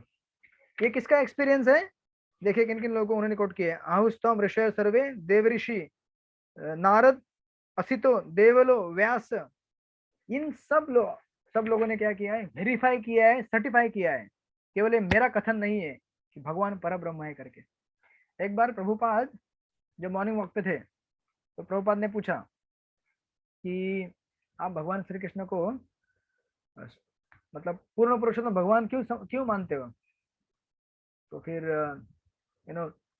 उसको आंसर जब पूछ रहे थे तो प्रभुपाद ने उत्तर दिया, मतलब एक भक्त बोले कि उसके पहले एक भक्त ने बताया कि क्योंकि हम जो भगवान की पूजा करते हैं, चैंटिंग करते हैं, हमें बहुत आनंद आता है। तो प्रभुपाद बोले नहीं, क्योंकि गीता में लिखा गया है इसलिए हम लोग मानते हैं। तो फिर वो मॉर्निंग वॉक हो गया। अभी दूसरे किसी टाइम में प्रभुपाद एक अलग जगह पे मॉर्निंग वॉक कर रहे थे, फिर प्रभुपाद ने ये प्रश्न पूछा कि हम भगवान कृष्ण को पूर्ण पुरुषोत्तम भगवान क्यों मानते हैं? तो पहले समय मॉर्निंग वॉक में जो भक्त थे ना उनके साथ, वो भी भक्त वहीं मौजूद थे। वो भक्त तुरंत हाथ खड़ा करके बोले क्योंकि गीता में दिया गया है। उनको लगा कि प्रभुपाद उनको शाबाशी देंगे, बोलेंगे वाह क्या उत्तर दिया। प्रभुपाद बोले गलत है आपका उत्तर। बोले गीता में दिया इसलिए हम लोग नहीं मानते, इसलिए मानते हैं क्योंकि हम जब जब करते हैं तो हमें आनंद मिलता है। तो अभी इसमें फिर सही क्या है? सही ये है, एक्चुअली सही दोनों उत्तर है। इसलिए personal experience plus scriptural evidence, मतलब शास्त्र का प्रमाण और प्लस हमारे जीवन में उसको एक्सपीरियंस जो हमने किया है, ये दोनों मेल खाने चाहिए। जैसे आप बोलेंगे कि रसगुल्ला बहुत मीठा है, अभी ये एक रेसिपी बुक में लिखा गया है रसगुल्ला खाने के लिए बहुत अच्छा लगता है, लेकिन भैया जब तक आप इसे खाओगे ना आपको मालूम कैसे पड़ेगा? प्रैक्टिकल करना पड़ेगा ना आपको। जब तक थ्योरी है तो टेस्ट करना पड़ेगा। लेकिन जो बुक में बोला है वो गलत भी नहीं है, लेकिन जब खाएंगे तभी मालूम पड़ेगा कि ये गलत नहीं है। इसीलिए शास्त्र का प्रमाण प्लस आपका खुद का एक्सपीरियंस, इन दोनों चीजों को जब जोड़ते हैं it becomes the perfect combination. इसको बोलते हैं साक्षात्कार। तो अर्जुन ने पर्सनल एक्सपीरियंस तो लिया भगवान के साथ खुद, प्लस उनको जो पिछले ऋषि मुनियों ने जो भी बताया गया था वो सब क्या किया, उन्होंने वेरीफाई हो गया उनको। तो इसलिए कोई भी जो हमारा शास्त्र का अनुमान रहता है उसको हम जब तक प्रैक्टिकली वेरीफाई नहीं करते तब तक वो हमारे लिए पक्का नहीं होता है। और हम सब वेरीफाई कर सकते हैं, और कभी कभी वेरीफाई नहीं भी कर पाए तो कोई बात नहीं, गुरु ने जो बोला है उसी को आप प्रमाण मान लीजिए, करते जाइए, इवेंचुअली आपको मिल ही जाएगा। इसलिए यहाँ पे दोनों चीजों को यहाँ पे कोट कर रहे हैं कि न केवल मैं बोल रहा हूँ, इसके साथ साथ कौन बोल रहे हैं? पुराने ऋषि मुनि और सब लोग बोल रहे हैं। और साथ ही साथ मायावत को रिफिट करने के लिए और भी चीजें यहाँ पे, जैसे अगर ब्रह्म भी अगर आप पकड़ ले या पर ब्रह्म भी पकड़ ले, आप कोई बोलेगा इम्पर्सनल, उसके बाद क्या दिया? धाम भी बोला है। और फिर बाद में धाम छोड़िए, पुरुष भी बोल रहे हैं और श्वासत भी बोल रहे हैं, आप पुरुष भी है अनादिकाल के लिए, और आप एक धाम में रहते हैं। ब्रह्म ज्योति किसी धाम में नहीं रहती है, लेकिन भगवान धाम में रहते हैं। तो ऐसी चीजें यहाँ पे दी गई हैं, आप इसका परपोर्ट आप लोग पढ़ लीजिएगा, मैं इसके डिटेल में नहीं जाऊंगा। एक जस्ट एक चीज लास्ट में ये इस परपोर्ट के लास्ट पैराग्राफ में कहते हैं कि यदि हम भगवद गीता को समझना चाहते हैं तो हमें इन दोनों श्लोकों के कथनों को स्वीकार करना होगा। यह परंपरा प्रणाली कहलाती है, अर्थात गुरु परंपरा को मानना। परंपरा प्रणाली के बिना भगवद गीता को नहीं समझा जा सकता। यह तथाकथित विद्यालय शिक्षा द्वारा संभव नहीं है, इसलिए गुरु शिष्य परंपरा को ही सामने रख के हमें शास्त्रों का अध्ययन करना चाहिए। अदरवाइज पहली बात तो वो प्रामाणिक नहीं होगा, दूसरी चीज वो हमारे अंदर सिंक नहीं होगा, हमारे हार्ट में उतरेगा नहीं, एप्लीकेशन में नहीं उतरेगा ना। उसके बाद और उसको आगे बढ़ा रहे हैं, 14वें श्लोक में बोलते हैं सर्वमेतदृतत्मन्ये यद्मां वदसि केशव न हि ते भगवान व्यक्तिं विदुर्देवान दानवा। पढ़िए, वंदना माता जी पढ़िए अनुवाद इसका।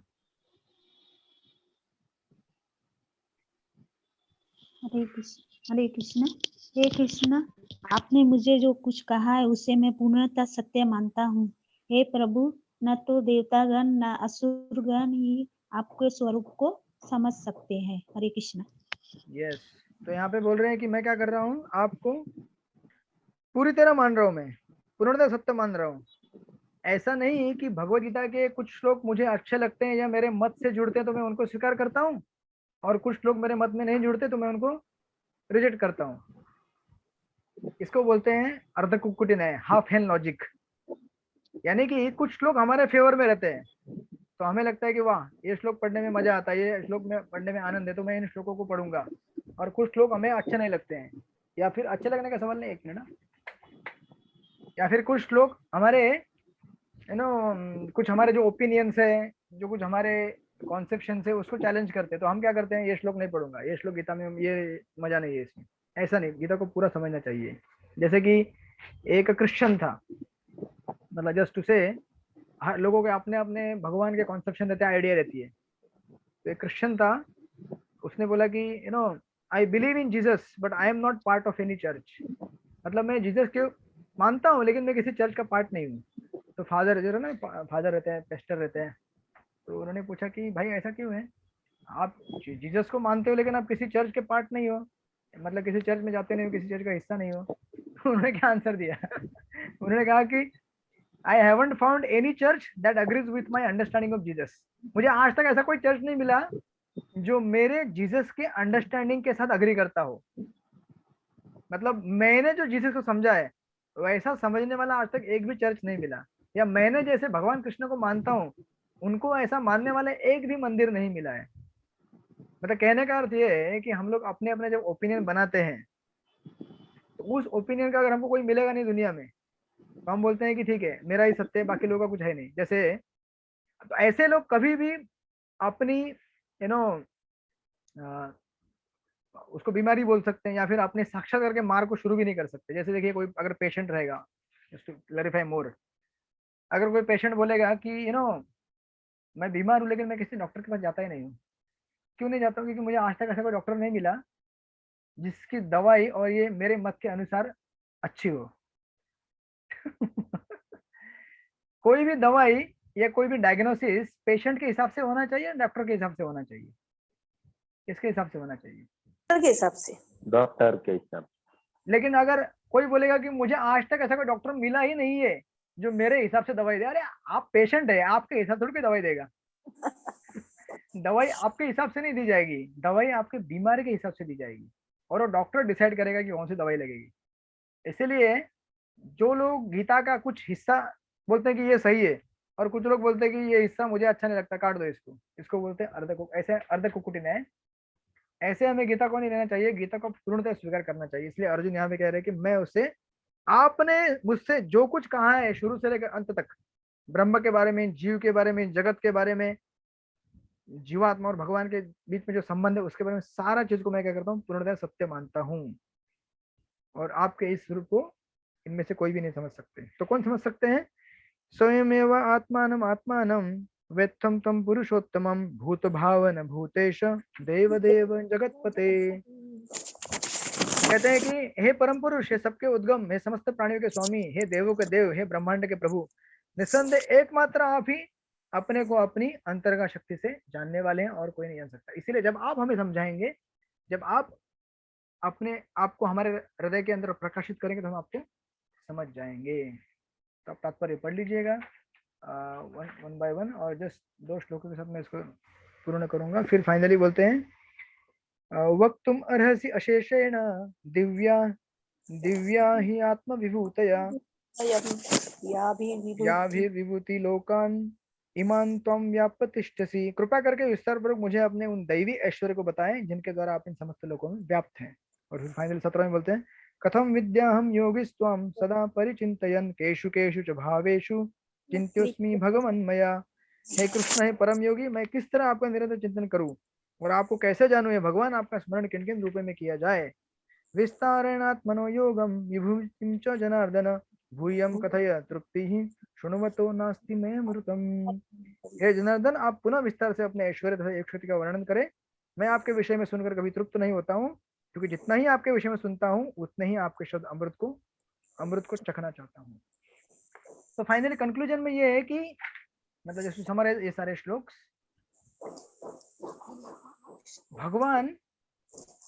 अर्जुन भगवान के बारे में सब कुछ जानते हैं। यहाँ पे गीता एक्चुअली पूर्ण हो चुकी है, उन्होंने स्वीकार भी कर लिया भगवान को, आप परम ब्रह्म है, परम धाम है, सब पूर्ण पुरुषोत्तम है। लेकिन फिर भी अर्जुन भगवान के बारे में विस्तार में क्यों जानना चाहते हैं? उसकी एक अंडरस्टैंडिंग ये है कि आम आदमी भगवान को पूर्ण पुरुषोत्तम भगवान के रूप में नहीं जानता है। आम आदमी क्या करता है, इस जगत की विभूतियों को देखता है, अरे कितना बड़ा पर्वत है ये, अरे कितना बड़ा पेड़, इतनी बड़ी नदी, इतनी बड़ी मछली, इतने बड़े कीट, इतने बड़े पतंग। क्योंकि वो क्या देख रहा है, इस जगत की जो चीजें हैं, आहार निद्रा भय मैथुन, इन सबके काम में जो आने वाली चीजें उन्हीं को देख रहे हैं। तो इनमें भगवान की विभूतियां कैसे दिख सकते हैं? खाने के लिए जो चीज है ना, उसके लिए क्या क्या जरूरी है, या फिर जो पीने के लिए जल है, या फिर हमारे मेंटेनेंस के जो हवा है, या फिर ऐसे विशेष चीजें, तो उनके बारे में भगवान पहले भी बता चुके हैं 7वें अध्याय की शुरुआत में, और यहाँ भी आगे बताएंगे, जिससे इस दुनिया की चीजों को जब कोई आम आदमी देखता है तो वो क्या कर सके, उन्हें अपना ध्यान लगा सके और भगवान को महसूस कर सके, ओके ये यहाँ पे भगवान है। यहाँ जैसे बेसिकली विश्व रूप का जो हमने चर्चा किया है भागवत में, कभी आपने सुना होगा कि ये पर्वत की जो पेड़ है भगवान के बाल हैं, ये जो नदियां हैं ये भगवान के शरीर से निकला हुआ पसीना है, और ये जो बड़े बड़े पर्वत है भगवान के शरीर के बोन्स है, सूर्य चंद्र भगवान की आंखें हैं, राइट। और फिर नीचे का जो लोक है वो भगवान का पैर है, और बीच का जो है भगवान का पेट है, फिर छाती है, फिर मस्तिष्क, ऐसे पूरा इस विश्व रूप का हमने विस्तार में अगर ऐसा देखेंगे तो हमें भगवान दिखेंगे उन चीजों में, और भगवान की अलग अलग विभूतियां दिखेंगी। तो हम लोग देखेंगे आगे अगले क्लास में किस तरह से भगवान अपने विभूतियों का वर्णन करेंगे, और होपफुली अगले क्लास में चैप्टर पूरा हो जाएगा, क्योंकि विभूतियों का वर्णन है जस्ट वन बाय वन 42 श्लोक। तो मिलते हैं फिर अगली बार। हरे कृष्णा। श्रील प्रभुपाद की जय। श्रीमद् भगवद गीता की जय। वांछा कल्पतरुभ्यश्च कृपा नमो नमः। अनंत कोटि वैष्णव वृंद की जय।